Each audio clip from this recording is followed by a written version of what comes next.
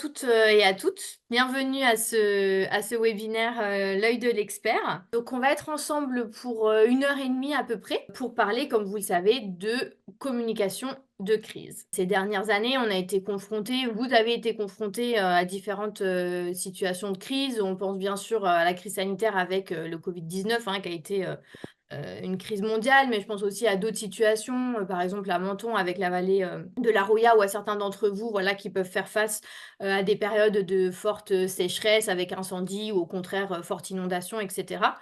Et dans ces situations, on ne sait pas toujours comment réagir, on ne sait pas toujours comment s'exprimer sur ce qui se passe, quel mot choisir, sur quel canal prendre la parole. Et puis avec le stress, la pression, etc., on va peut-être parfois faire un peu des faux pas ou s'exprimer de façon qui, en fait, se desserve le message qu'on essaye de faire passer, souvent contre notre gré, bien sûr.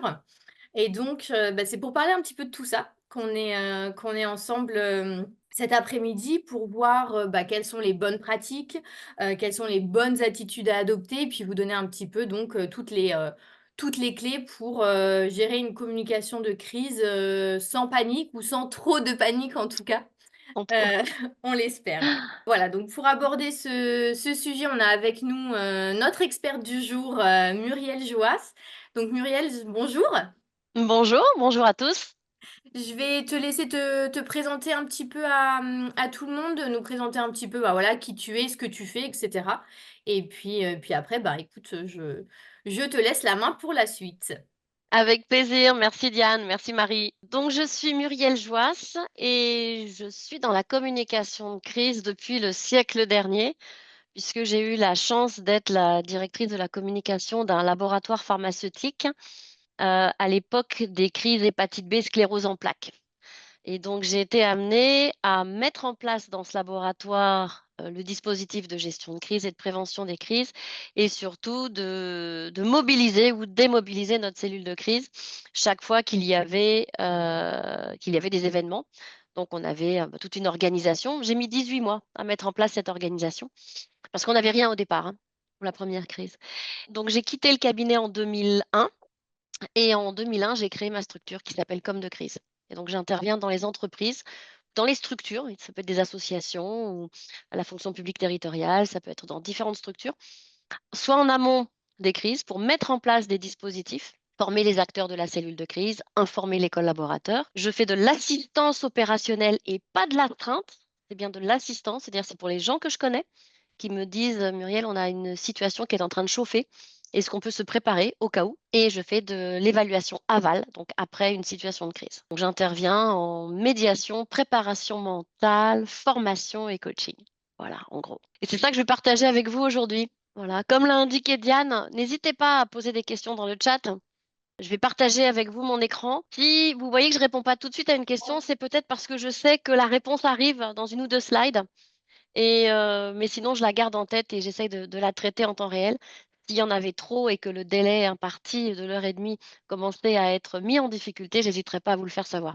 Alors déjà, voilà en gros, ce qu'avec Diane et Marie, nous avons prévu de partager avec vous aujourd'hui.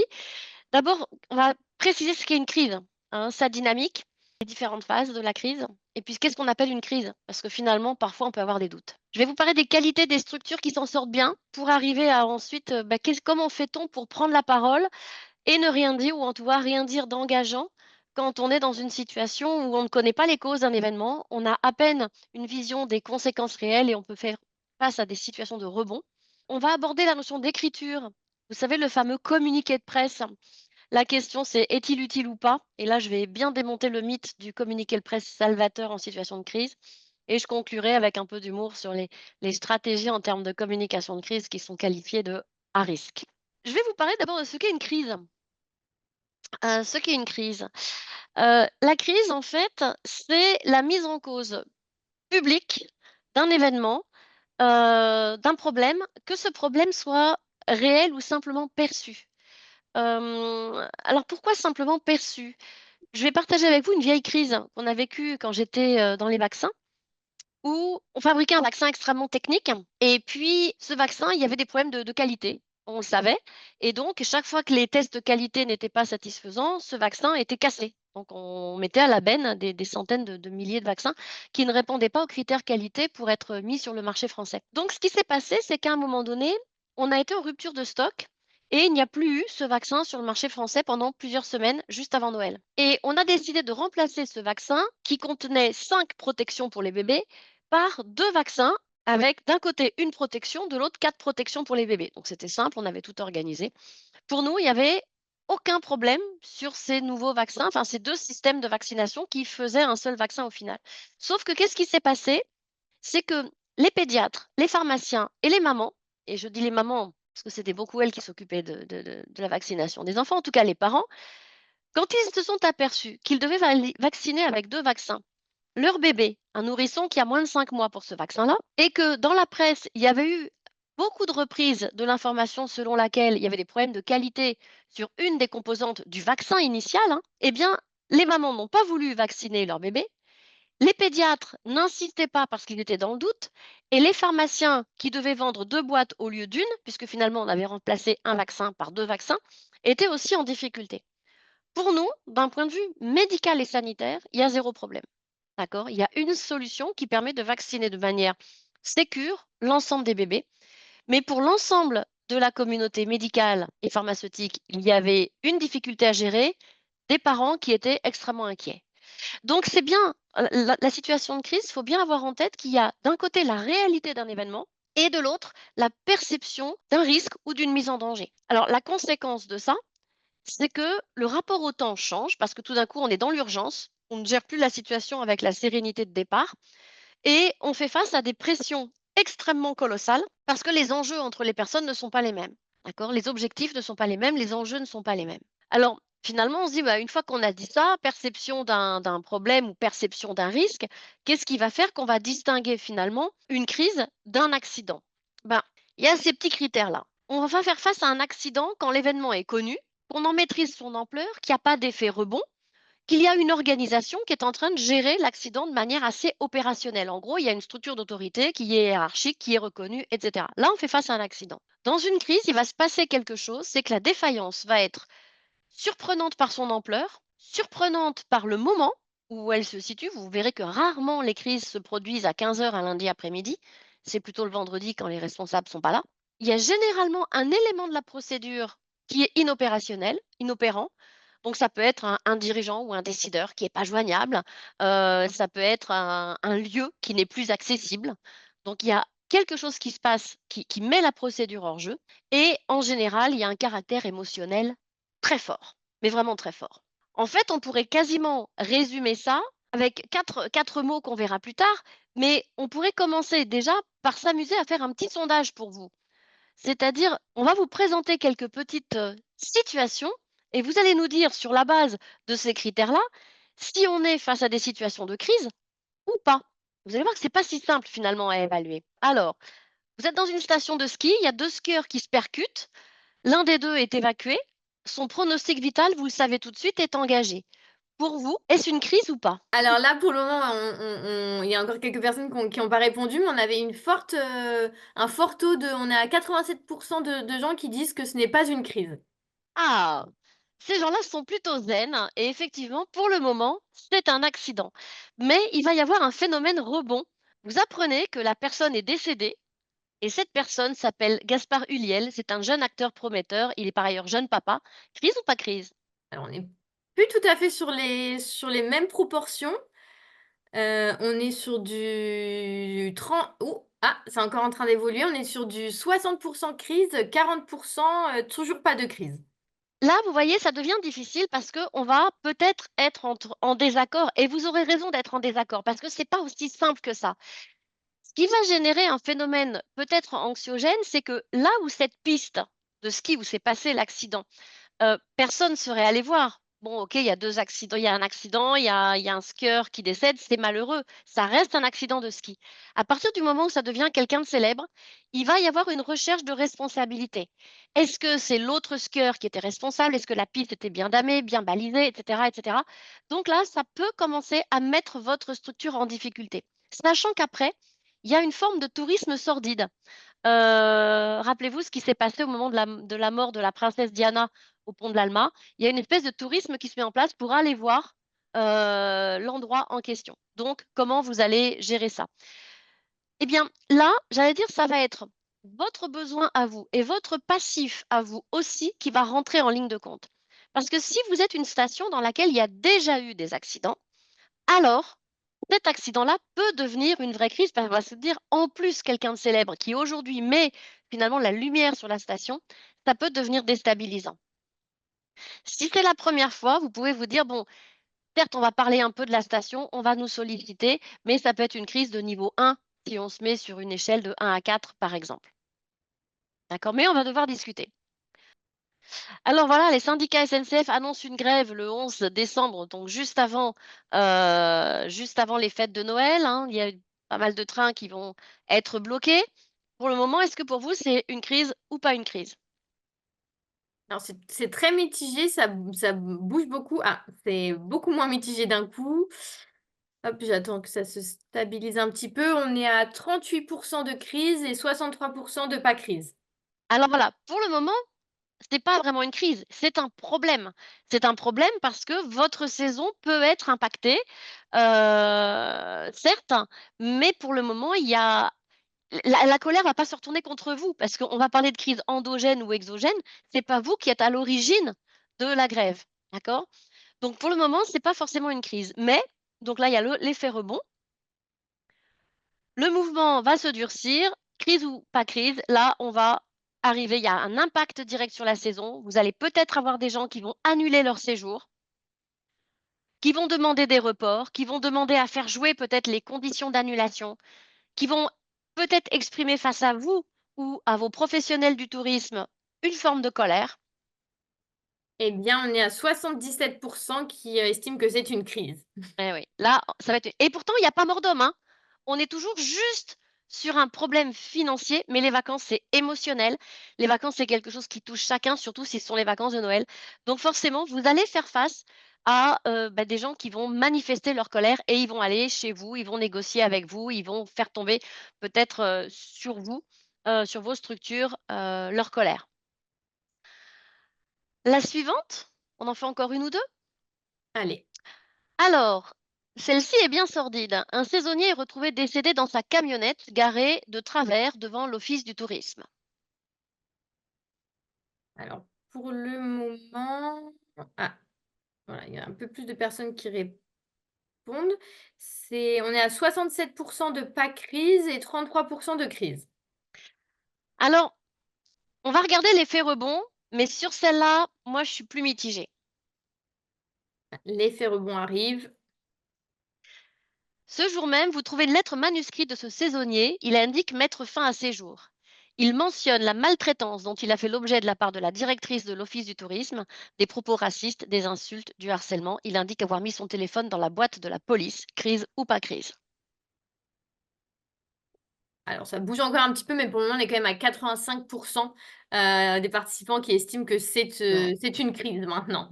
Là, vous êtes vraiment mis en cause. Alors, dans le premier cas, je vais être prudente parce que il va y avoir quelque chose qui va se passer, c'est qu'il va y avoir un intérêt des médias pour l'endroit où ça s'est passé. Le saisonnier, c'est quelqu'un de vulnérable. Son camion est devant votre office du tourisme. En termes d'image, ça va pas être génial. Et il y aura forcément des images qui seront tournées. Donc, sur ce coup-là, avant même le rebond, moi, je me mets en crise niveau 1 en me disant, il va y avoir des gens qui vont venir questionner mes équipes. Et qu'est-ce qui va se passer? Les journalistes qui vont se pointer devant votre office du tourisme, vont peut-être demander à parler à un responsable, mais en fait, ils vont happer n'importe qui va être autour de l'office du tourisme, salarié ou pas, en disant: «Et vous, qu'est-ce que vous en pensez? Et vos saisonniers, comment vous les gérez? Et qu'est-ce que voilà, est-ce que vous le connaissiez?» et cetera et cetera. Et donc il va y avoir des gens qui vont parler, maîtrisant ou non le sujet, connaissant ou non le saisonnier, connaissant ou non l'office du tourisme et ça va faire pendant un petit moment, du bruit, au moins dans les médias régionaux, un peu sur les réseaux sociaux. Pour peu qu'en même temps, il y ait, une saison difficile, pour peu qu'en même temps, il y ait un petit sujet de société sur, les saisonniers trouvent pas à se loger et cetera, ben, c'est quand même un sujet de niveau 1 en termes de crise. Voilà, donc j'aurais tendance à être vigilante sur ce coup-là. Alors on va pas tous les faire, mais vous voyez que la difficulté là, c'est de se dire: Finalement, il y a ce que je vois à l'instant T et la façon dont ça peut rebondir dans, les heures qui viennent. Et il vaudra mieux globalement en termes de stratégie et posture, se mobiliser et ensuite se dire: «OK, on s'est mobilisé à tort. Finalement, on en a trop fait et on revient en arrière», plutôt que de se dire: «On sous-estime la situation» et finalement la situation prend de l'ampleur malgré nous. Alors la photo, la petite image de la jeune femme que vous voyez là sur ma slide, c'est en fait une soirée privée qui s'est passée chez les équipes du Slip français, donc une société française. Dans cette soirée privée, il y a des personnes qui étaient grimées, qui sur une page Facebook fermée, ont mis des photos, de cette, soirée et forcément les photos sont sorties et ça a fait un très vilain bad buzz pour, la structure. Encore une fois, page Facebook fermée, privée, soirée privée et pourtant ça a écorné l'image temporairement de la structure. Donc vous voyez, ça va pas être simple d'évaluer, la crise et si vous avez lu l'article, sur la gestion de crise, l'une des principales démarches, c'est de se dire: «Comment je mets en place finalement une grille d'évaluation des différentes situations?» Que ce soit une situation matérielle et technique, une situation RH, une situation système d'information, voilà et je me mets en place une grille et puis je vais plutôt avoir tendance à me surmobiliser que sous-mobiliser pour pas prendre du retard par rapport à l'événement. Alors les crises ah, il veut plus tourner? Ah pardon, excusez-moi. Alors, les crises finalement, il y a 2 natures de crises. Il y a les crises explosives et puis les crises insidieuses. Alors la crise insidieuse, c'est une crise dont on s'aperçoit a posteriori qu'en fait, il y avait un certain nombre d'ingrédients qu'on va appeler les signaux faibles, qu'on n'a pas traités. Mais en fait, on ne pouvait pas les traiter parce qu'un signal faible tout seul, on va pas en faire une crise. Mais avec le recul, une fois qu'on est dans l'élément déclencheur, on va se dire: «Aïe, effectivement, il s'était passé ça, on avait reçu telle lettre, on avait reçu telle alerte et on n'a pas su en tenir compte». Mais ce qu'il faut savoir, c'est que ce qui est ennuyeux, c'est qu'il y a 2 tiers des crises qui sont en fait des crises insidieuses, et il y a qu'un seul une crise sur 3 seulement qui est, une crise explosive immédiate sans signaux avant-coureurs. Alors la bonne nouvelle finalement, dans tout ça, c'est de se dire que une crise, elle vit plusieurs phases. La première phase après l'élément déclencheur, c'est ce qu'on va appeler la phase de déferlement. Alors là, la très, très bonne nouvelle dans cette phase de déferlement, c'est qu'elle est courte. Elle est courte, elle dure 3 à 5 jours. En gros, c'est le temps médiatique. Le temps pendant lequel les réseaux sociaux, comme les médias traditionnels, vont s'intéresser à votre sujet. Mais un sujet chassant l'autre, ou une crise chassant l'autre, finalement, on va arriver assez vite à la phase dite de dérèglement. Alors, dans la phase de dérèglement, qu'est-ce qui se passe? Ben, on cherche les responsabilités, on cherche les causes, on vérifie ses procédures. En gros, c'est toute la phase de l'enquête, toute la phase de mobilisation autour de l'événement. Ensuite, la mauvaise nouvelle, parce qu'il y en a une mauvaise, c'est la fameuse queue de crise. Alors, en fonction de l'importance de votre événement, bah, la crise, vous n'en sortez jamais.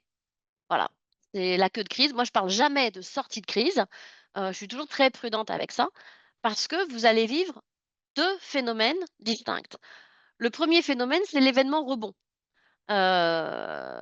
L'événement rebond, c'est l'événement qui soit se passe au même endroit, soit se passe au même moment, soit touche la même cible de population.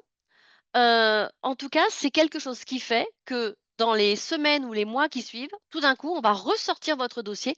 Si par exemple, dans quelques semaines, il y a un nouvel accident de car, on va ressortir l'accident de car de Portet-Puymorens où il y a eu 2 morts là cette semaine. D'accord? Donc ça, c'est le rebond. Et puis il y a l'anniversaire. L'anniversaire, c'est le 1 an après. 1 an après, 5 ans après, 10 ans après. Donc bah, la vallée de la Roya, on a fait, on est allé revoir, les journalistes y retournent. Donc l'anniversaire, malheureusement, ça veut dire que lorsque l'événement, vous l'estimez clôturé, même si d'un point de vue peut-être judiciaire, il est même peut-être clôturé, eh bien, il va réintéresser de nouveau, les réseaux sociaux et les médias. D'accord. Ça veut dire qu'une grosse crise, en clair, il faut se dire que le dossier, il est toujours quelque part dormant dans une armoire, mais il est toujours accessible. Surtout que, on va distinguer finalement 2 types de crises. Il y a les crises dites endogènes et les crises dites exogènes. Dans une crise endogène, c'est vous les responsables, en gros, si je simplifie. Ça veut dire que la crise, elle provient de vos hommes, de vos procédures ou de vos produits. Vous voyez, la crise, par exemple, de l'accident de car, là, c'est pas juste un accident de car. Il y a en fait une société qui s'appelle Chavi Tourisme qui n'a plus sa licence, un car qui n'a pas eu son contrôle technique à jour. Donc finalement, là, on est vraiment sur une crise endogène. La question, c'est qui va porter le chapeau sur cet événement-là? La crise exogène, c'est ben, soit l'attentat, hein, vous n'y êtes pour rien, en fait, hein, voilà, c'est l'attentat, c'est l'événement naturel, donc la catastrophe naturelle. euh, et la différence entre les deux crises, c'est ce qu'on va appeler la ponctuation. C'est-à-dire que dans une crise endogène, on va chercher votre responsabilité dans pourquoi et comment ça a pu se produire.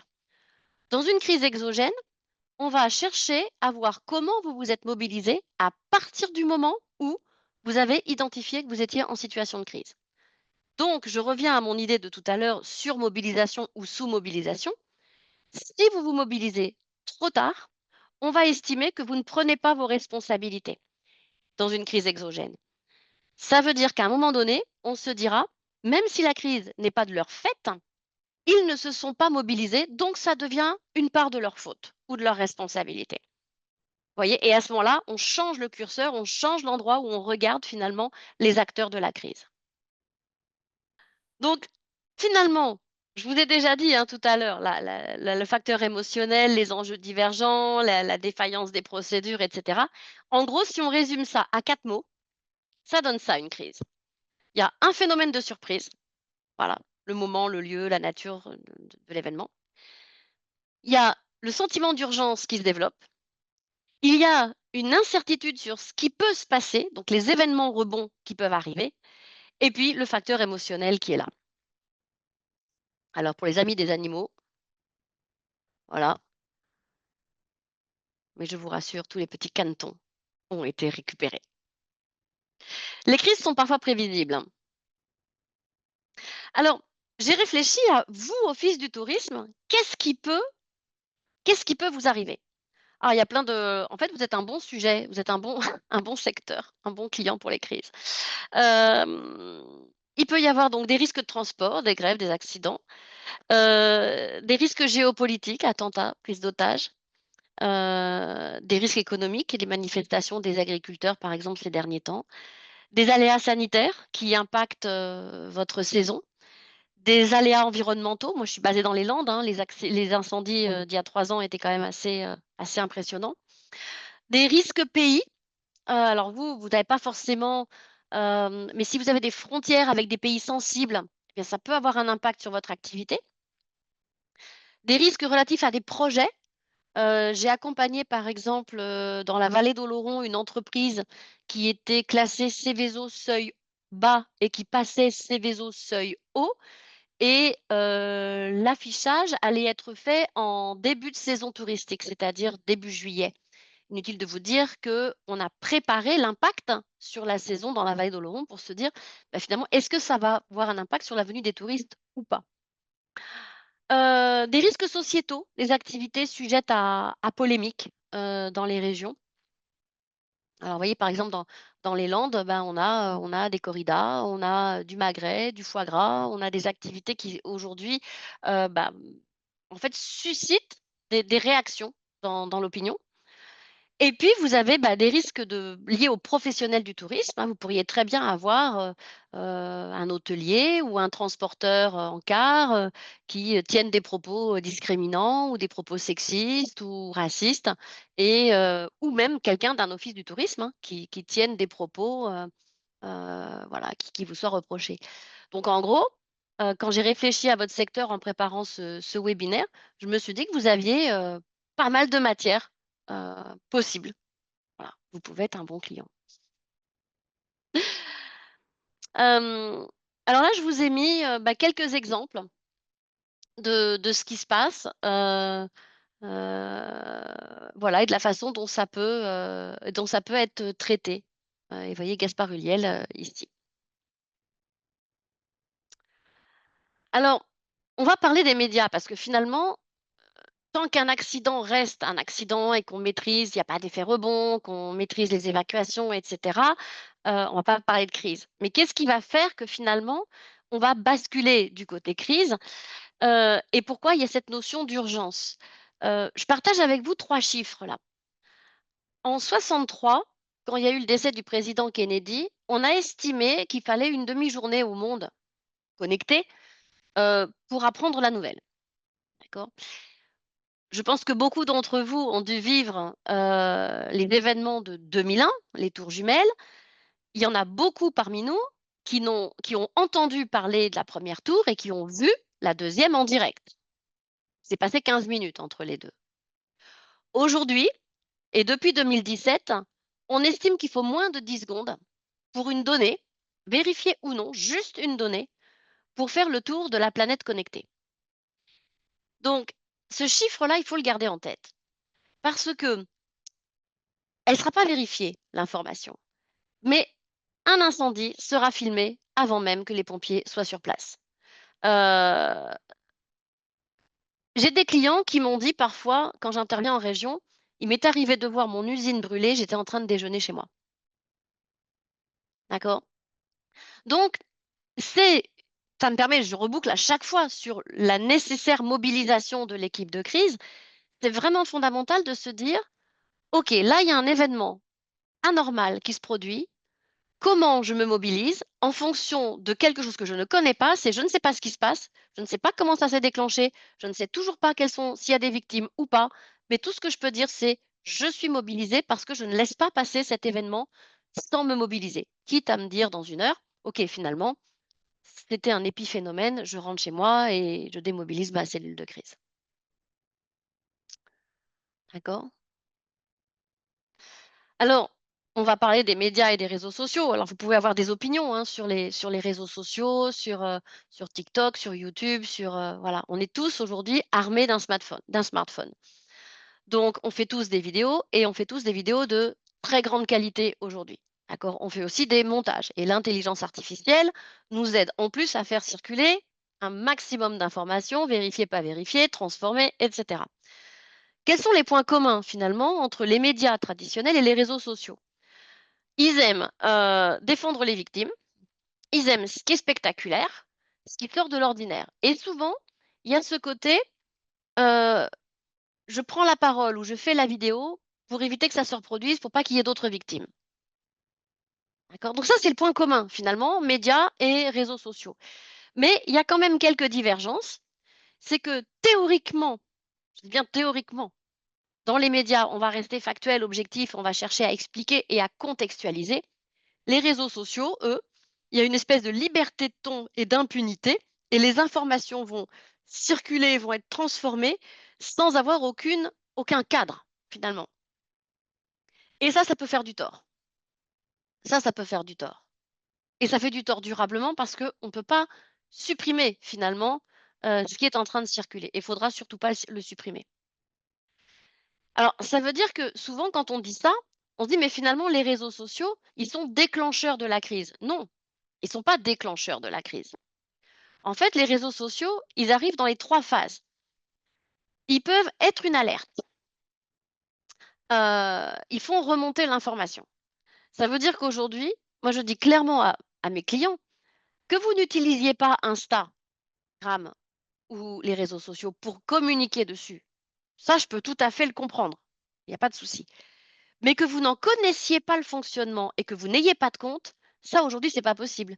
Parce que vous pouvez apprendre le début d'un événement grâce à un réseau social et du coup, vous verrez l'information qui circule. Si dans l'urgence, vous devez vous créer un compte, vous créez vos mots de passe, regarder comment ça fonctionne, vous n'en connaissez pas les usages, vous n'en connaissez pas les grands acteurs et vous avez 0 follower parce que vous n'avez pas de compte, vous êtes en difficulté. Alors ensuite, dans la phase 2, finalement, les réseaux sociaux ne sont que les caisses de résonance d'un événement qui se produit. C'est l'histoire du slip français avec sa soirée privée. D'accord? L'erreur, c'est pas le réseau social, c'est le fait d'avoir fait une soirée dans laquelle il y a des comportements qui, aujourd'hui, ne sont plus acceptés. Et rappelez-vous, au moment des attentats de 2015, les réseaux sociaux nous ont permis de gérer la situation et de signaler qu'on était en sécurité ici ou là. Donc, ça peut aussi être un outil de communication vers une communauté qui vous appartient.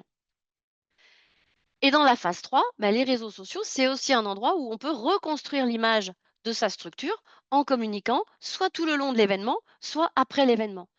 Donc en clair, les réseaux sociaux ne sont pas déclencheurs de l'événement, mais ils sont le révélateur, l'amplificateur ou le régulateur. Une fois qu'on a compris ça, on se dit, bah voilà, je peux commencer à les utiliser et ne pas en avoir peur. En revanche, il faudra bien cadrer en interne qui a le droit de communiquer et comment au nom de la structure pour pas que ça parte dans tous les sens. Parce que là, effectivement, ça peut devenir une foire d'empoigne et ça peut avoir des effets pervers et des effets boomerang. On a donc défini là ce qu'est une crise, ses différentes phases, la place du temps dans la gestion de crise, la place des émotions, la place des médias et des réseaux sociaux. euh, et je vais aborder maintenant bah, finalement comment ça se passe pour les structures qui s'en sortent bien. Je vais aller voir dans le chat si quelqu'un a posé une petite question. Ça a l'air d'aller, il y a pas de question. Vous avez le droit d'en poser, hein, n'hésitez pas. Alors, les structures qui s'en sortent bien lors d'une crise, eh ben, elles ont des qualités communes. La première chose, c'est qu'elles ont déjà réfléchi à leur posture, à leur éthique. C'est-à-dire qu'elles sont capables d'avoir un discours où il y a, en interne ou en externe, des comportements qui sont acceptés, tolérés ou pas acceptés, pas tolérés. Elles ont une deuxième qualité, c'est que face à l'événement, il y a de l'humilité, on appelle ça la position basse, c'est-à-dire que je reconnais que je fais face à un événement qui est surprenant, déstabilisant, exceptionnel, particulier, inédit. C'est-à-dire que je ne vais pas être arrogant ou méprisant à l'égard d'une victime ou d'une population. Et surtout, je vais éviter de dire des choses comme oui, non, enfin, franchement, ok, il y a un petit peu de fumée qui s'échappe, enfin, c'est pas très grave. D'accord? Ça, c'est pas être humble. En revanche, dire: «Oui, effectivement, il y a une fumée qui s'échappe, nous sommes mobilisés», voilà, là, on est OK. Donc il y a les 2 critères qui viennent ensemble, hein. C'est de se dire, bah, comment j'évalue, une situation et un événement et puis comment je me mobilise vite, finalement, hein. Ça, c'est lié à cette gestion du temps dont j'en ai déjà parlé. Ça veut dire que derrière, il y a un axe que je travaille beaucoup, moi, avec mes clients, c'est le côté: préparons-nous mentalement.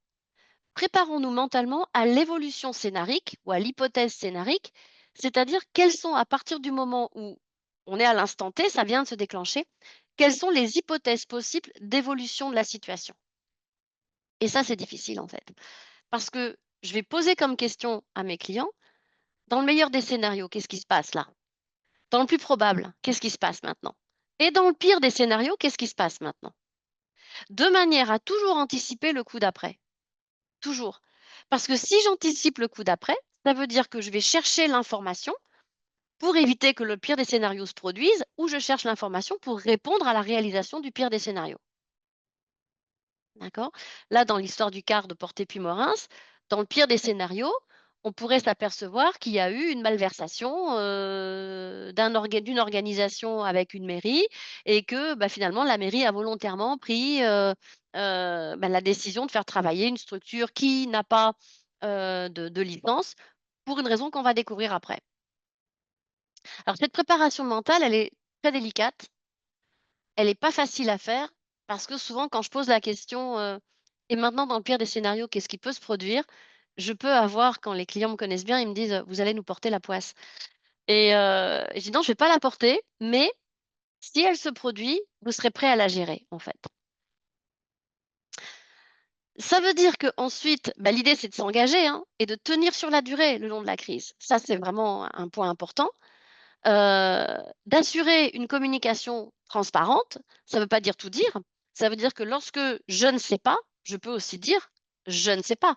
Mais quand je ne sais pas, je cherche ce que j'ai besoin de savoir de manière à pouvoir dire: «Dans quelques heures, je vous apporte telle réponse à telle question». Et bien sûr, solidarité au sein de la cellule de crise qui est une démarche et des acteurs stratégiques. Donc en gros, les structures qui s'en sortent bien sont les structures qui sont pas arrogantes, qui se mobilisent vite, qui sont organisés et qui ont anticipé le fait qu'un événement improbable peut se produire. Et on en revient, vous allez voir, il y a toujours cette histoire de temps et d'émotion, hein, dans une crise. Le temps émotionnel, il est immédiat. Le temps médiatique, il se compte en quelques secondes. Le temps de gestion, c'est quelques jours et quelques semaines. Et le temps judiciaire, c'est quelques années, voire, dans certains cas, dizaines d'années. Alors, pourquoi c'est important de savoir ça? Parce que parfois, on se dit, on a fondamentalement raison. On est innocent, on n'y est pour rien et on va pouvoir le prouver. Oui, mais vous pourrez le prouver dans combien d'années? Et pendant ce temps, les informations circulent ou les données circulent qui mettent en cause votre organisation.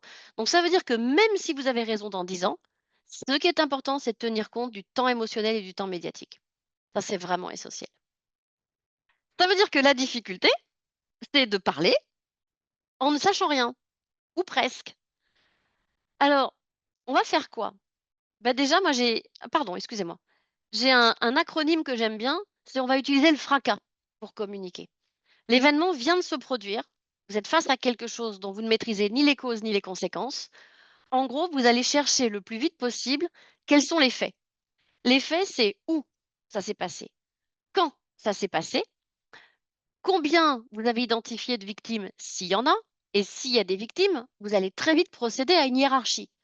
La hiérarchie des victimes, c'est d'abord les victimes humaines, évidemment. Ensuite, les conséquences écologiques et environnementales. Ensuite, les conséquences matérielles. Et en dernier lieu, les conséquences financières. Une crise qui n'est qu'un problème d'argent au final, elle ne va pas durer très longtemps dans les médias. D'accord? En revanche, si ce problème d'argent a des conséquences sur l'humain, là, ça va commencer à être une autre histoire qu'on va raconter. Et très cyniquement, même dans les victimes humaines, il y a une hiérarchie. Vous connaissez cette phrase, les femmes et les enfants d'abord, quand il s'agit d'évacuer un bateau? Eh bien oui, pardon pour, messieurs, s'il y a des messieurs dans l'assistance aujourd'hui qui ont entre, 40 et 50 ans, mais c'est d'abord les femmes enceintes, les personnes vulnérables, les personnes âgées, les enfants, les jeunes enfants. Heu, voilà, ayez ce réflexe-là. Si vous avez des stagiaires ou des alternants, eh bien, ce sont des personnes qui sont plus «fragiles» entre guillemets en termes médiatiques et émotionnels que, bah, vous messieurs qui avez donc entre 40 et 50 ans. Alors une fois que vous avez établi quels sont les faits de l'événement, les faits et pas les hypothèses, hein, on est vraiment sur les faits, vous allez immédiatement vous poser la question du R de fracas, quelles sont les ressources à ma disposition?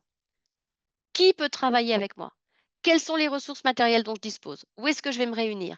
De combien de temps je dispose avant que les secours soient là ou depuis que les secours sont là? En gros, est-ce que je dispose de quelques secondes avant de devoir prendre la parole ou est-ce que ça peut se compter en minutes? D'accord? Parfois, vous avez un événement qui se passe sur un site et vous êtes dans votre voiture et quand vous arrivez sur le site, il faut que vous ayez déjà 2 ou 3 phrases en tête par cœur qui vont vous permettre de manifester votre présence sur le site. Donc ça peut être, bah, je viens d'être informé de l'événement, je me suis rendu immédiatement, j'ai été alerté par mes équipes, je me rends sur le site, je vais me renseigner, je reviens vers vous dans quelques minutes. Ça peut être juste ça, d'accord? Ça peut être juste ça. Mais c'est déjà ça. Immédiatement, vous allez vous poser la question de quelles sont les mesures que nous allons mettre en place, quelles sont les actions. Et à partir du moment où vous avez les faits, les ressources disponibles et les premières actions, bah, ça y est, vous pouvez commencer à dire des choses. Même des choses très simples comme nous allons diligenter 2 enquêtes. La première sera lancée dès ce midi, la deuxième ce soir en accord avec les autorités, etc., etc. Donc vous avez déjà des éléments de langage qui s'organisent. Ensuite, c'est l'histoire de la préparation mentale. Dans le pire des scénarios, qu'est-ce qui se passe? Dans le meilleur et dans le plus probable, de manière à, pour chaque scénario, anticiper des options et des solutions. Donc, vous voyez que finalement, le fracas, ça peut être quelque chose d'aidant en situation de crise.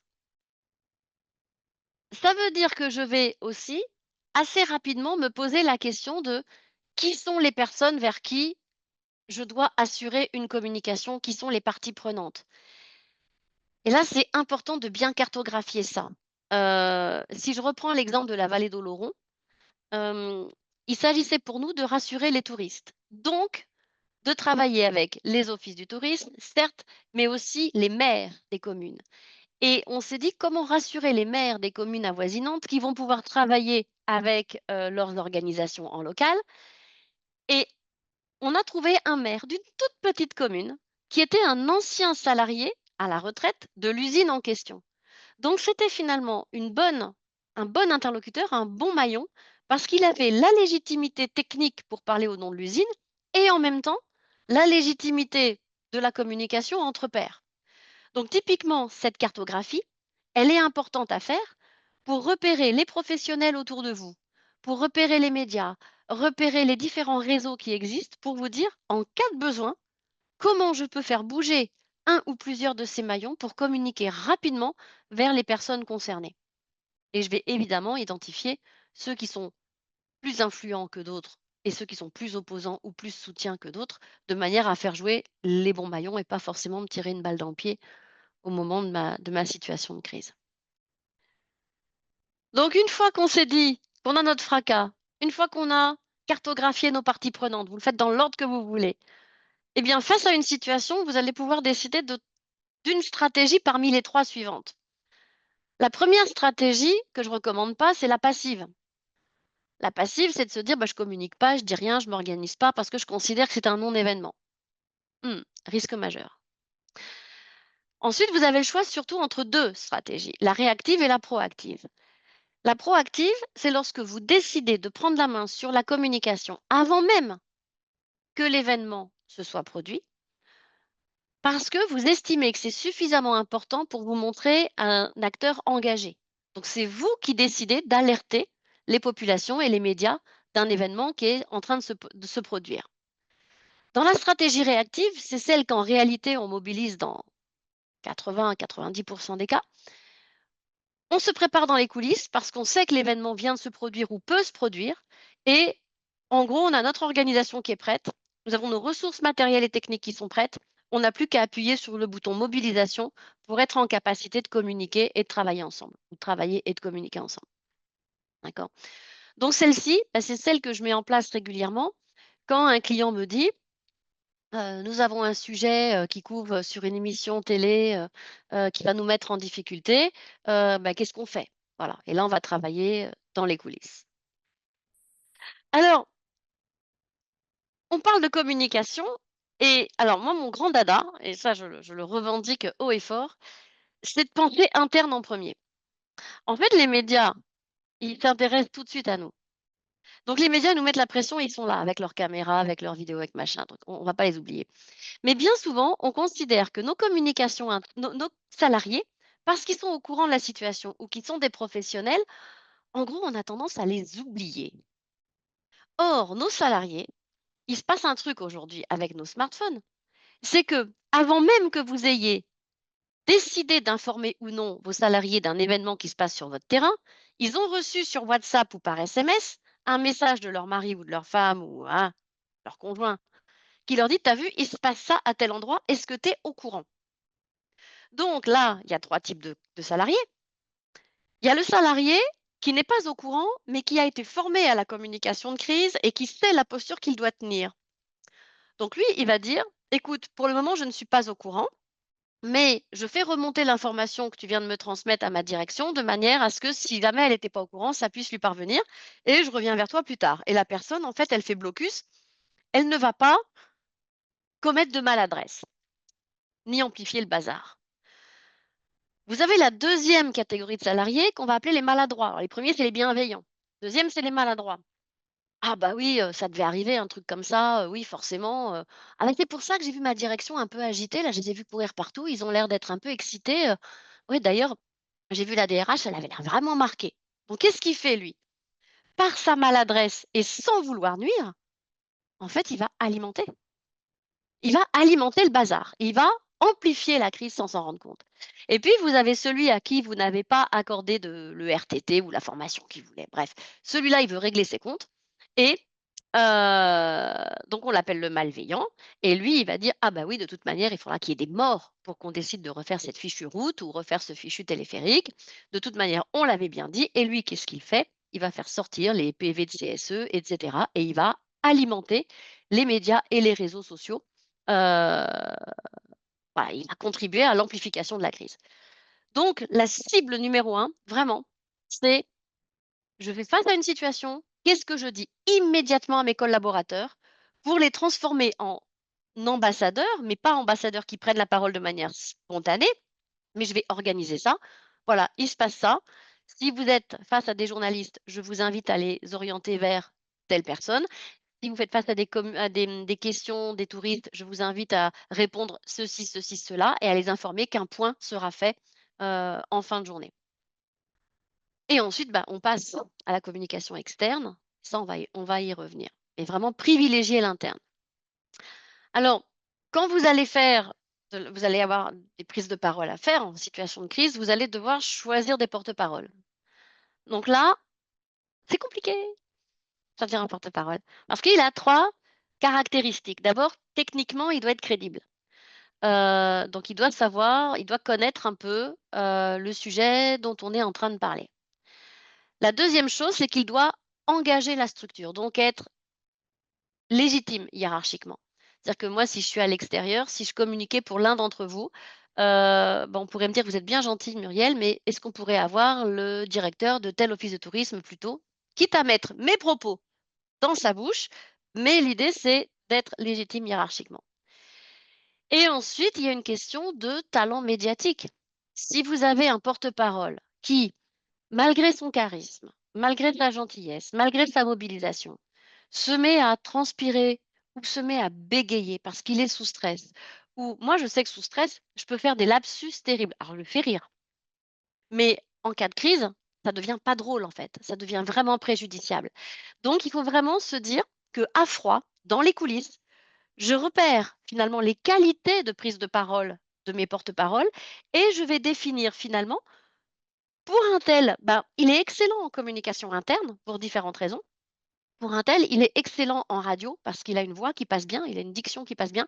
Mais peut-être qu'en télé, on va plutôt prendre telle personne parce qu'on voit qu'elle gère bien son stress. Et ça veut dire que ce travail-là est un travail où on va à la fois être sur de la technique de prise de parole, mais aussi sur de la politique. Parce qu'on va devoir gérer les égos. On va devoir gérer les égos. Donc, après, nous, on est amené à faire des recommandations. Et bien sûr, après, ce sont les structures hein, qui décident. Mais voilà, c'est important parce que finalement, la façon dont votre porte-parole va s'emparer du sujet et il va représenter la structure va être vraiment importante dans l'acceptabilité de ce qu'il va dire.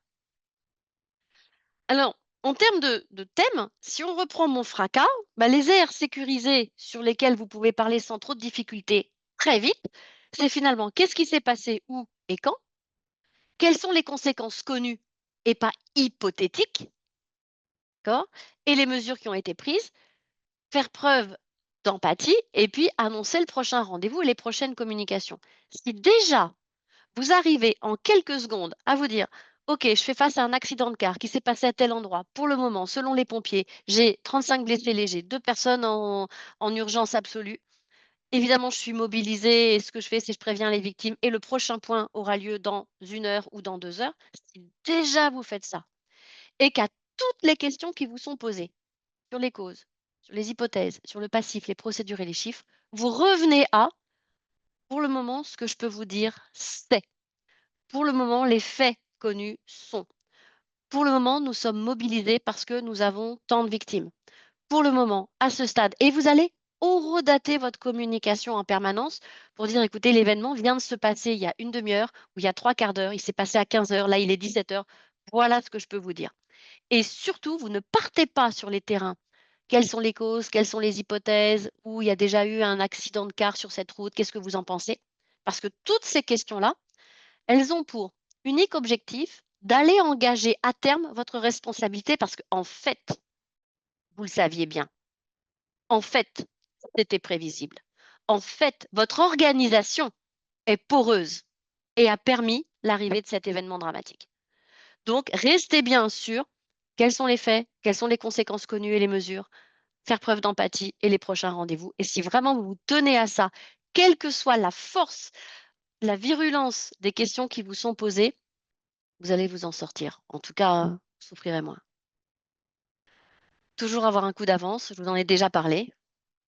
Donc, anticiper le meilleur, le pire et tout probable. Et surtout, si le pire se produit, qu'est-ce que vous prenez comme mesure? Qu'est-ce que vous pourrez en dire? Et si vous prenez telle mesure, si encore le pire des scénarios se produit, qu'est-ce que vous pourrez en dire? Etc.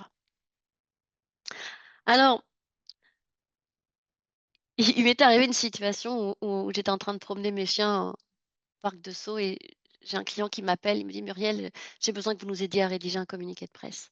Il était 19:15, 19:30 et il voulait envoyer un communiqué de presse tout à fait récente avant le journal de 20:00 parce qu'il y avait un événement sanitaire, important qui se passait pour lui. Hem Et là, il est 19:15, il est 19:30. Le temps de réunir les acteurs, de réunir s de discuter de qu'est-ce qu'on veut écrire, de le valider, de changer les virgules, de changer les mots parce que tel mot il va pas, parce que tel mot il engage la responsabilité.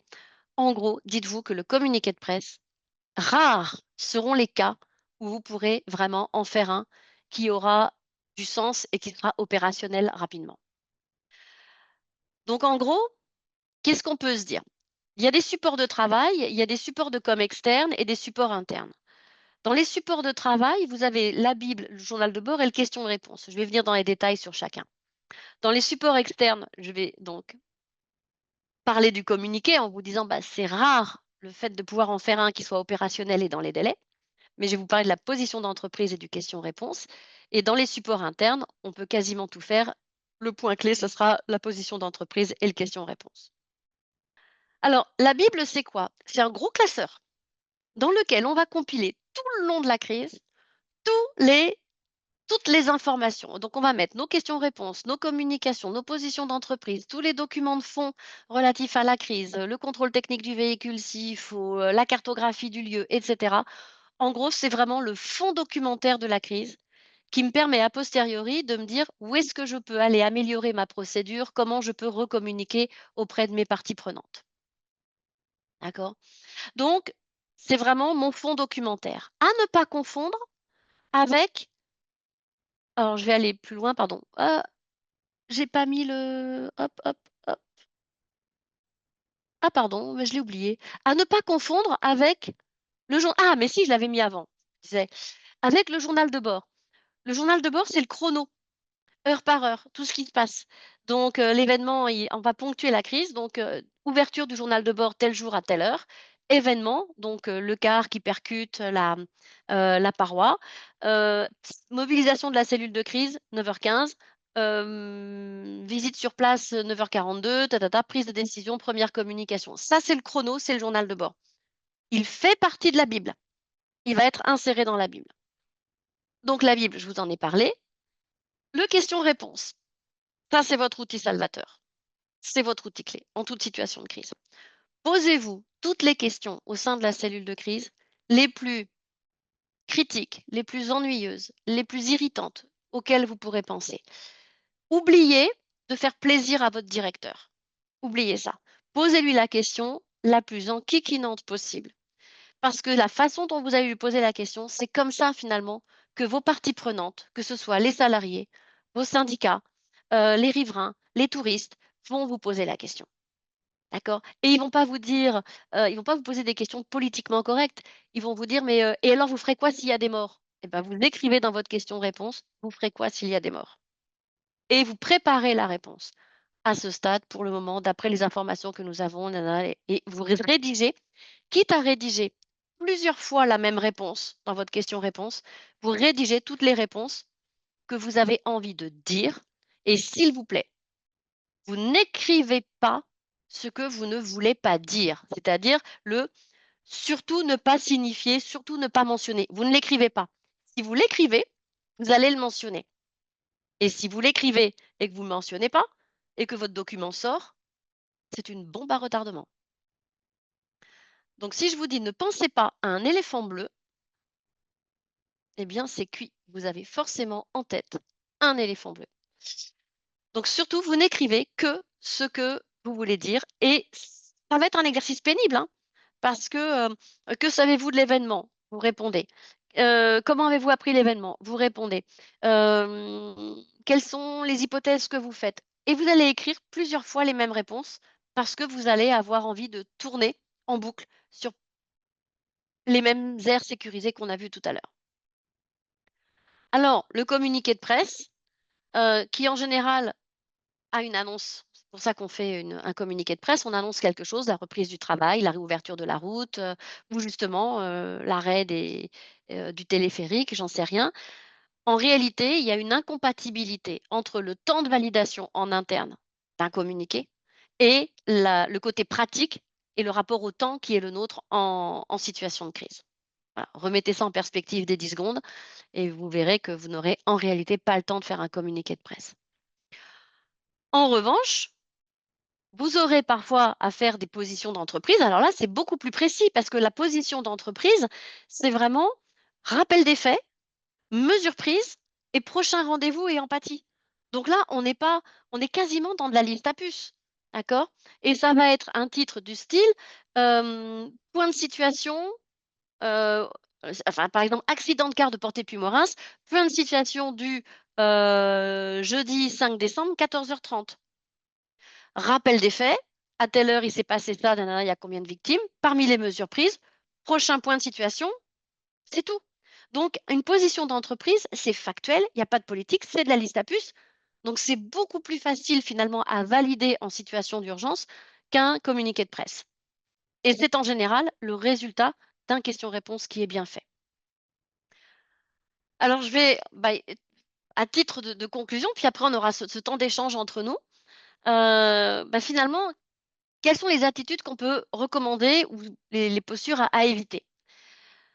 Gardez bien en tête que si vous ne dites pas ce que vous êtes, alors qui ah pardon, il y a une petite faute. Si vous ne dites pas qui vous êtes et ce que vous faites, d'autres diront ce que vous n'êtes pas et ce que vous ne faites pas.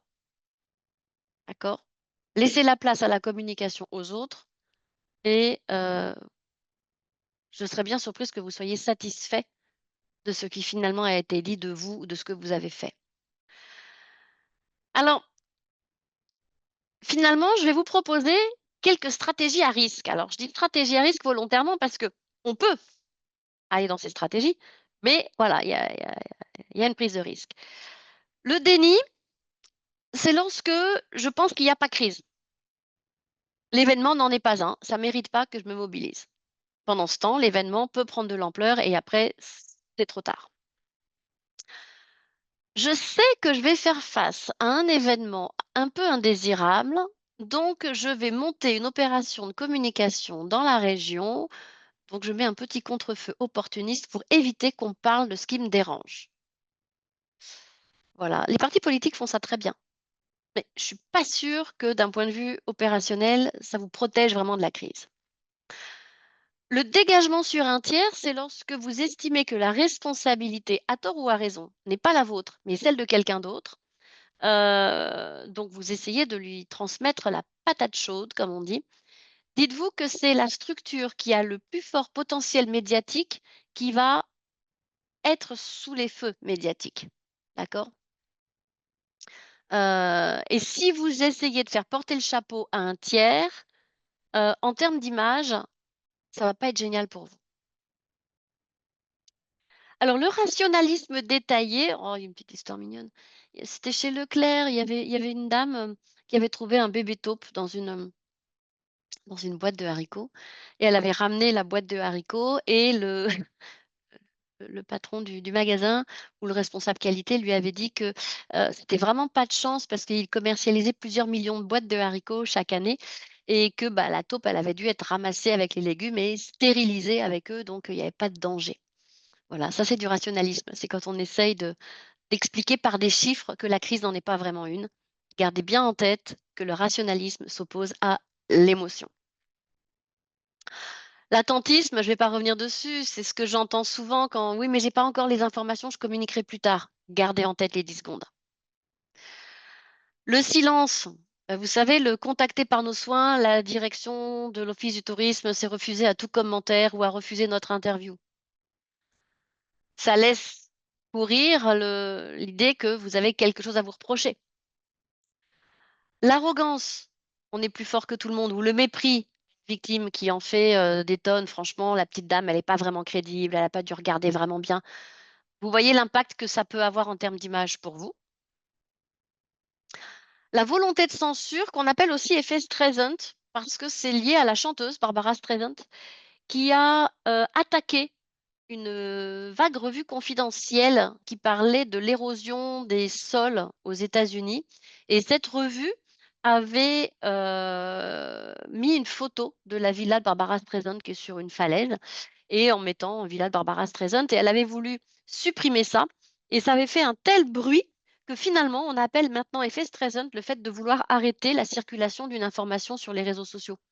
Alors Luc Alphand a été victime de ça, pareil, nos politiques parfois quand ils veulent empêcher la circulation d'une info, en fait, elle circule encore plus vite. La tentation de maîtrise absolue, c'est quand à 9 heures le matin, j'estime que l'incendie va être maîtrisé à midi. En fait, il est 9 heures, il vient de se déclencher. Je ne peux absolument pas dire que ça va être maîtrisé à midi.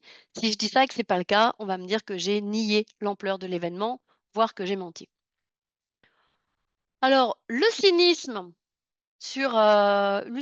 ou l'humour noir ou l'ironie, méfiez-vous en situation d'émotion, on n'a pas tous le même humour et ce qui peut vous faire hurler de rire en cellule de crise peut être extrêmement mal pris, surtout si vous touchez aux valeurs.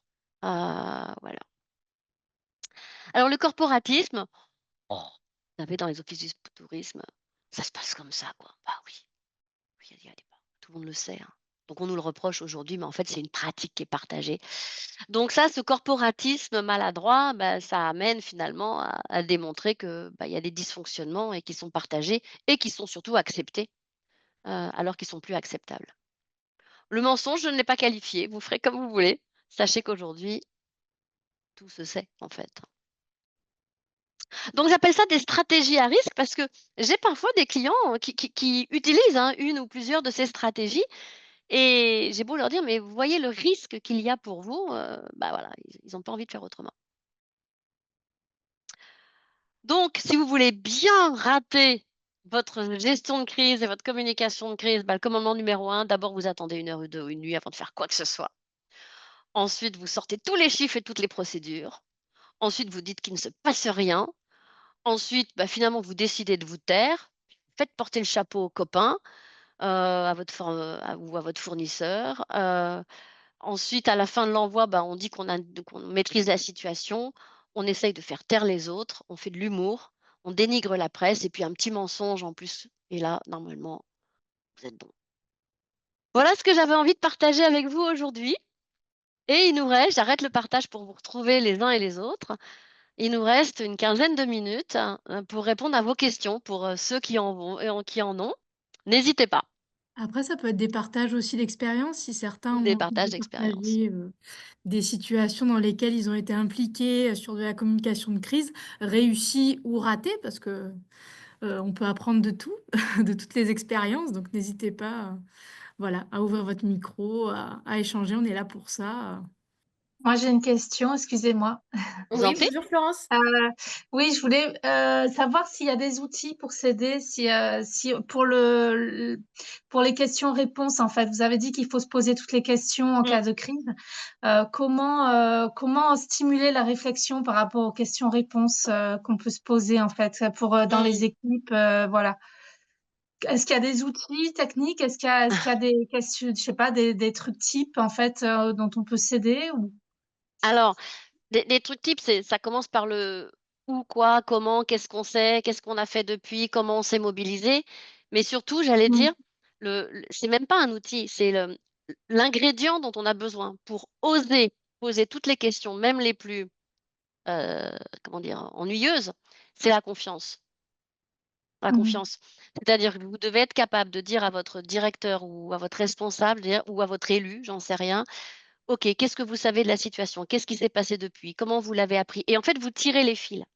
Vous tirez les fils parce que, Mmh. qu'est-ce que je sais de la situation? Rien, je l'ai appris à 9 heures. Comment expliquez-vous que vous l'avez appris à 9 heures? Est-ce que quelqu'un d'autre peut être au courant? En fait, chaque question va amener d'autres questions et c'est ça Mmh. l'exercice et c'est vraiment, alors je crois que j'en avais un à partager avec vous, justement, que j'avais dû prendre, tac, tac, tac, tac, tac, tac, tac, tac, tac, exemple QR. Alors là, je vais le partager avec vous. C'est une vraie situation sur laquelle j'ai accompagné un client. Donc, c'était l'affaire qu'on avait appelée Mademoiselle AB. Donc elle a publié sur LinkedIn Vous le voyez là? Oui. Oui, d'accord. Elle a publié sur LinkedIn et un avis Google absolument terrible sur une entreprise. Donc ça, c'est les éléments de langage qui sortent du question-réponse. Et là, voilà comment on fonctionne. Question 1. Vous indiquez mettre en place une enquête de quelle manière? Nous recherchons, le 23 février, un cabinet indépendant pour questionner l'ensemble des collaborateurs de l'équipe concernée. Question 2. Allez-vous réembaucher la personne victime des propos racistes? Elle a quitté l'entreprise. Cet événement remet-il en cause votre statut d'entreprise à mission? En quoi consiste cette enquête interne dont vous parlez? Disposez-vous des moyens de savoir ce qui s'est passé? Qu'envisagez-vous pour réparer ce que cette salariée dit avoir subi? Sachant que ça, c'est pour tous les scénarios. Cette personne disait qu'elle avait des enregistrements, d'accord, de propos racistes tenus à son égard par son manager. Donc ensuite, on travaille sur le scénario 1. Le manager reconnaît qu'elle a tenu ces propos et les enregistrements existent. Donc là, on a des questions. Quelles sanctions avez-vous prises? Allez-vous faire de ce cas un exemple? Y a-t-il d'autres racistes chez blabla? Alors, j'ai enlevé le nom du client. Vous voyez la question, y a-t-il d'autres racistes? Elle est hyper violente. Mais en fait, c'est comme ça que quelqu'un en colère va s'adresser à un porte-parole. Y a-t-il des racistes chez vous? Voyez? Et donc ça, faut oser dire à son manager la question telle qu'elle va être posée quand on sera face à la colère des parties prenantes. Donc là, on a travaillé sur le scénario 1, on reconnaît et il y a l'enregistrement. On travaille ensuite sur le scénario 2, qui est le manager ne reconnaît pas les propos, mais il y a un enregistrement. Donc là, il y a confrontation de 2 points de vue différents. Donc là, vous voyez, les questions, elles deviennent un peu différentes. Et puis, il y a un 3e scénario qui est finalement, le manager ne reconnaît pas les propos et il n'y a pas d'enregistrement. C'est un coup de bluff. Donc, les questions sont différentes. Peut-être ça indique avoir vécu un enfer et avoir subi des propos racistes. Que répondez-vous? Voilà. Et donc là, on décline. Mais le point clé, c'est de oser poser les questions cash. Vraiment cash. C'est ça.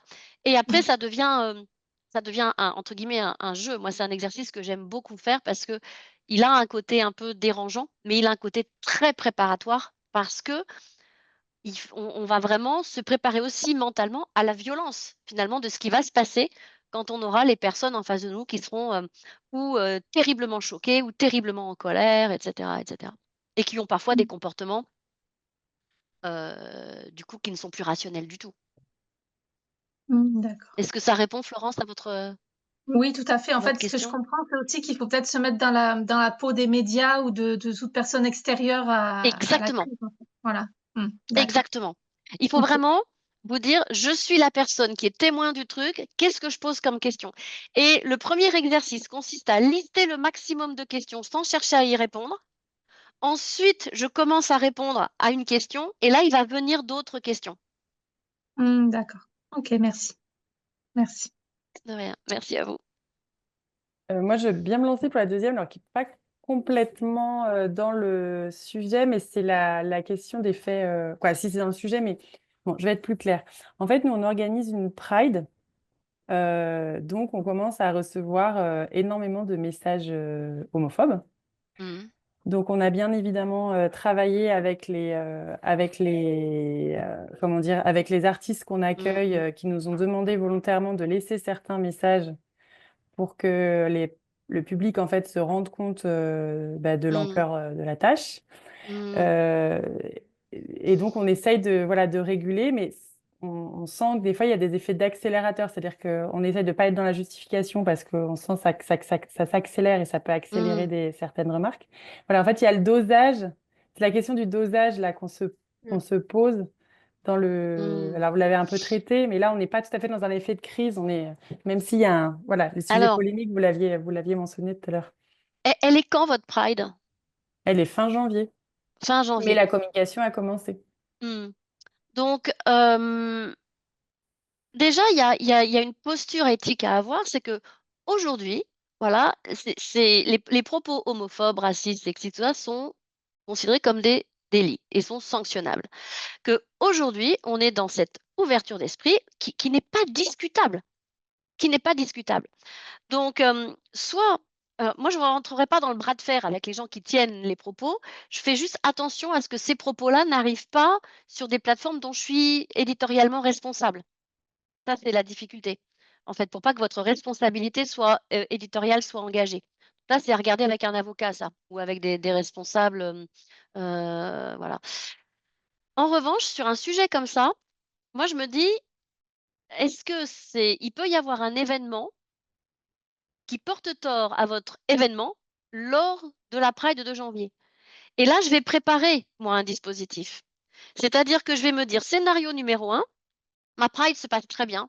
Il y a pas de propos, qui sont tenus, il y a pas d'actes, il y a pas d'agression, tout se passe bien. Ça, c'est génial, c'est le meilleur des scénarios. Scénario probable, il peut y avoir, des jets de trucs, il peut y avoir des propos pendant l'événement. La question, c'est comment je me prépare à avoir quelle posture? Et pire des scénarios, vous avez quelqu'un qui, pour différentes raisons, s'empare de cet événement pour venir nuire à l'Office du tourisme et à ce que vous avez mis en place. Donc ça, moi, je le prépare et je me dis: «Qui va être sur ce sujet-là, le porte-parole de l'Office du tourisme pour défendre le choix que vous avez fait d'organiser cet événement?»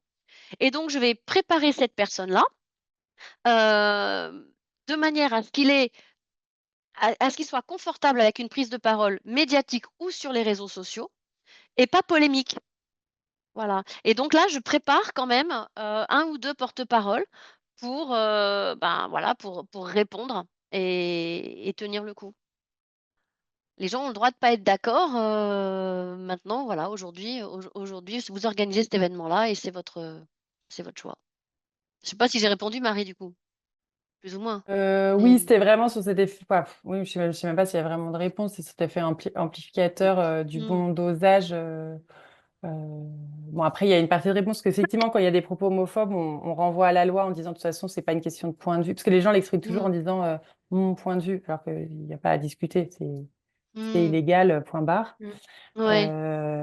Mais jusqu'où voilà, surtout, on n'est pas rentré dans une posture de justification de pourquoi on le fait. Ah non! Ah non, non, faut pas. Voilà. C'est Et votre choix, c'est votre droit, voilà. voilà, les gens Et, peuvent ne pas venir. ah bah voilà, oui, oui, Les complètement. gens peuvent ne pas venir, puis voilà, s'ils sont pas d'accord, ils viennent pas. Mhm. C'est, Mais voilà, c'était de se dire parfois, voilà, c'était le dosage dans le taux de réponse pour pas c développer un effet amplificateur de la polémique, en fait. Mais bon, hem, il n'y a pas de réponse, en alors, fait. non, il y a pas de Mm. réponse et alors parfois aussi, il suffit qu'on ait dans la même journée 30 messages insultants pour se dire que c'est une crise. Je veux dire, par rapport au nombre de messages que vous recevez, combien y en a-t-il qui sont vraiment, Mm. qui vous mettent en Probablement. difficulté? Parce qu'il y a aussi cette lecture que l'on fait de ce qui est écrit, parce que ça nous touche, ça nous touche. Hem, oui, pareil, il y avait un client qui parlait, je sais plus quelle structure c'était et je lui ai dit comme ça: «Mais vous avez combien de propos sur Facebook qui vous mettent en difficulté?» Je sais plus, c'était genre 80 ou 100. J'ai dit: «D'accord, sur combien?» «Sur 4000». Mm. C'est un Oui, oui, non-sujet. C'est-à-dire qu'à un moment donné, il faut se dire: «Là, je réponds pas parce qu'en fait, si je réponds, je vais donner de c'est ça. l'importance, je vais Ouais. rentrer dans le débat et en plus, les algorithmes, si je rentre dans le débat, vont faire remonter le sujet». Donc j'ai peut-être intérêt, en fin de journée, de dire: «Voilà, pour rappel, voilà, nous avons décidé d'organiser cet événement, nous en sommes très fiers, nous et voilà et puis, tout propos homophobe, voilà, est contraire à la loi et puis les gens sont libres de pas venir». Mais ne pas alimenter, ne pas donner à manger aux Les trolls, algorithmes. Ouais. aux algorithmes, ouais, ouais. Mais c'est tentant, hein. Quand on est touché, on a envie de se défendre, mais parfois ça vaut pas le coup, hein. Mm. Si vous lisez l'article qu'on a mis à votre disposition, dites-vous bien qu'il y a les crises majeures, que l'on voit, avec les gros accidents, les gros incendies, enfin les choses qui sont très visibles, hein. Mais un événement, enfin une crise, peut venir d'un événement mineur qui a juste une résonance médiatique à un instant T, hein. Vous parlez Marie des propos homophobes sur le site, voilà, aujourd'hui c'est un vrai sujet émotionnel. Hem Les violences faites aux femmes aussi. Le harcèlement, c'est un vrai sujet. Ça veut dire que vous pouvez avoir, en fait, des événements qui prennent de l'ampleur dans les médias ou sur les réseaux sociaux aujourd'hui, alors que alors que il n'y a pas de raison, quoi. Il n'y a pas de raison. Si, il y a plein de raisons, mais vous voyez, il y a un autre sujet de société en ce moment, c'est le bien-être animal. On en parle quand même beaucoup. Regardez ce qui se passe à Marineland. D'accord? C'est-à-dire qu'aujourd'hui, il y a des activités qui sont, enfin, qui sont culturelles, qu'on a toujours faites hein, depuis 40, 60 ans, les dauphins, les orques. Aujourd'hui, c'est un vrai sujet. Donc, ça pose, il y a des questions de société qui se posent aujourd'hui qui peuvent devenir pour un office de tourisme une crise. Voilà, et que vous soyez pris à partie sur des sujets de société. La question, c'est qu'est-ce que vous allez répondre? Parce que vous ne pouvez pas vous mettre à dos vos professionnels et vous pouvez vous mettre à dos des touristes qui viennent vous mettre en conflit de valeurs. En tout cas, pour conclure rapidement, donc vous avez pu voir que une crise peut arriver à tout moment et peut se matérialiser de plein de manières différentes. Donc, impossible en soi de prévoir tous les cas de figure possibles imaginables, mais en tout cas, il vous est possible, comme Muriel vous l'a expliqué durant cette heure qui vient de passer, que vous pouvez gérer n'importe quelle crise en vous préparant, en anticipant, en vous outillant Mm, pour en tout cas, commencer à prévoir, une base solide pour ensuite, adapter selon, l'événement auquel vous faites face. Et puis pour la communication, bien entendu, de savoir finalement face à quelle situation. Donc ça, je pense que voilà, on a pas mal traité le sujet en traitant justement ce qui est une crise et ce qui n'en est pas. Donc savoir quand communiquer ou pas et mm. de quelle manière communiquer. Donc, effectivement, en espérant que voilà, on a pu répondre à vos attentes, à vos éventuelles interrogations au cours de ce webinaire. Bon, on sait que effectivement ça passe très vite, 1 heure et demie. Donc on traite le sujet, on limite, voilà, on le survole, mais on espère que voilà, pour vous, ça a été concret et que ça vous sera utile. Comme vous l'a rappelé du coup Muriel et Diane, vous pouvez consulter l'article du coup qu'on a rédigé avec Muriel sur comment gérer au mieux les situations de crise. Le replay, donc vous le recevrez d'ici quelques jours, comme du coup on vous l'a rappelé. Et bien sûr, vous pourrez consulter les replays des précédents webinaires, parce que ce webinaire s'inscrit dans une série de webinaires que l'on fait qui s'appelle l'œil de l'expert. Et donc voilà, on le fait déjà depuis quasiment 1 an et demi aujourd'hui. On vous remercie d'avance si vous pouvez remplir le petit questionnaire de satisfaction qu'on a prévu pour en tout cas recueillir vos réactions par rapport à ce webinaire.